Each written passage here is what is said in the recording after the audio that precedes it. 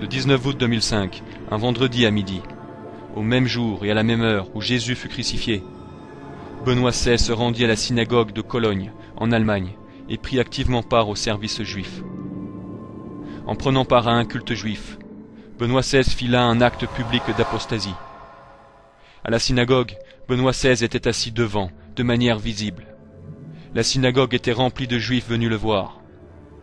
Benoît XVI n'était pas seulement une partie intégrante du culte juif, il en était sa principale caractéristique. C'était sans aucun doute une participation active à la religion juive.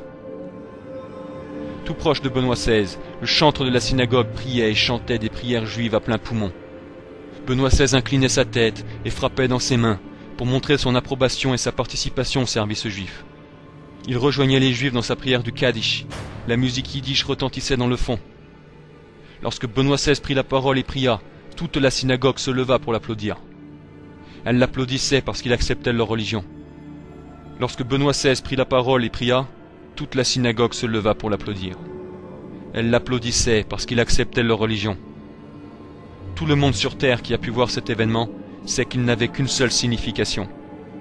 Benoît XVI n'a aucun problème avec les Juifs qui rejettent Jésus-Christ. Ils n'ont aucune obligation d'accepter Jésus-Christ pour être sauvés. Pape Eugène IV, Concile de Florence, Cantate Domino, 1441, ex cathedra.